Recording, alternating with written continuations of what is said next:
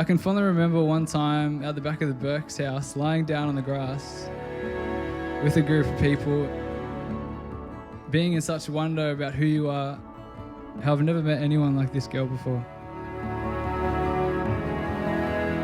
I, Michael, in the presence of God, take you, Amy, to be my wife. Today we stand at a new beginning as you, Amy and Michael, start a brand new life together as husband and wife. From this day forward, for better, for worse, for richer, for poorer,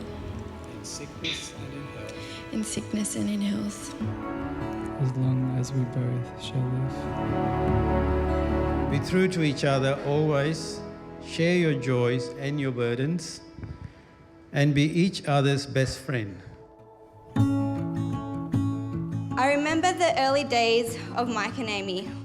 Amy and I were driving home from a party and Mike needed a lift home, so he was in the car too. I was really tired and just wanted to go home. But Mike wouldn't get out of the car. Michael said, hey, so do you guys want to go for a walk in the park? I remember just standing there thinking, great, I'm getting bitten by mosquitoes, it's cold, and I'm tired. It wasn't until later that it clicked and I was like, oh, Mike likes Amy. I get it now.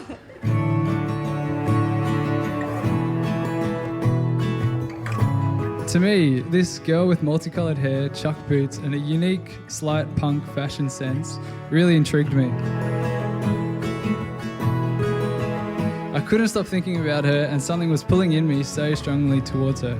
After some pivotal sweet moves and quality time hangouts such as spontaneous Slurpee runs and messaging Amy some romantic music tracks I found, we both began spending more and more time together seeking God. We moved from just friends into a legit relationship.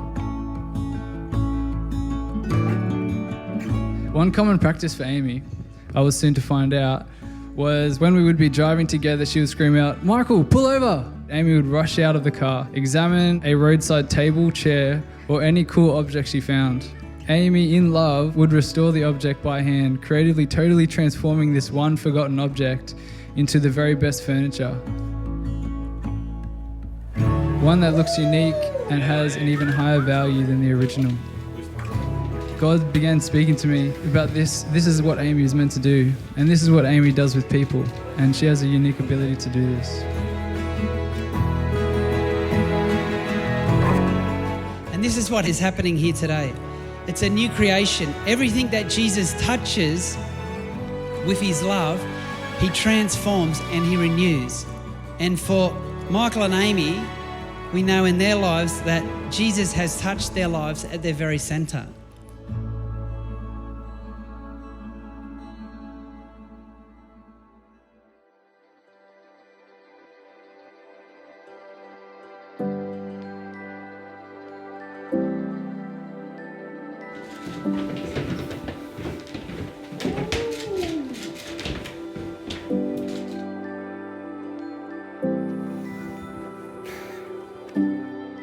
Heavenly Father, you have consecrated marriage to be a sign of the spiritual unity between Christ and his church.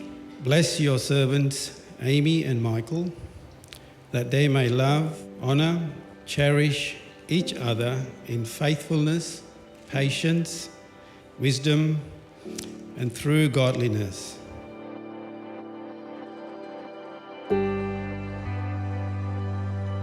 Father, we do bless them. And Father, on this day, as they're being joined together before you, we pray, Father, that you would fulfill your plan and your calling upon their lives now together.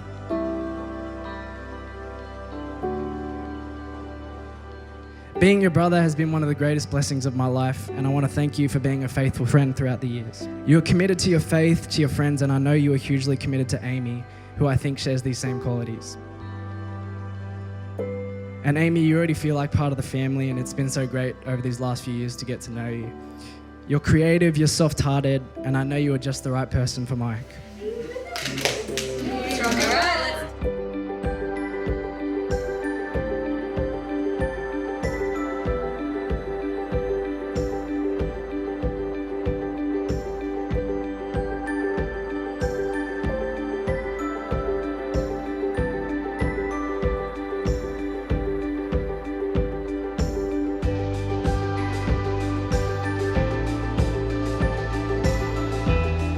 think the most important thing that today that we can celebrate in the wedding of Michael and Amy is to celebrate the great love that God has for us, that isn't based at all on what we do for him, that is purely based on his free gift to us.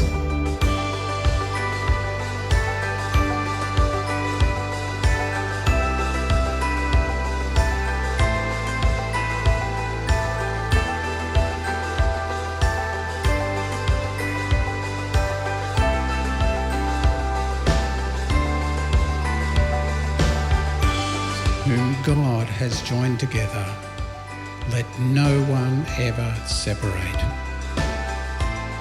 In the name of God, I declare them to be husband and wife.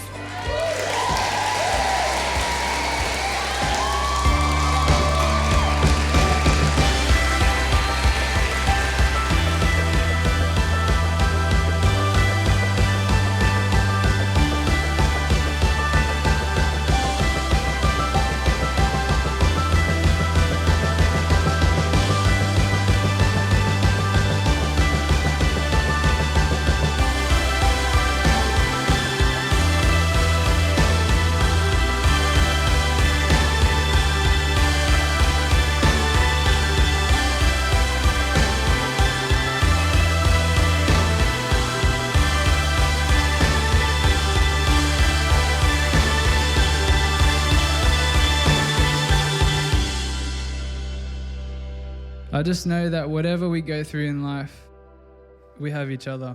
That we would walk courageously through all the highs and lows encountered along the way. And surely your goodness and mercy will follow us all the days of my life.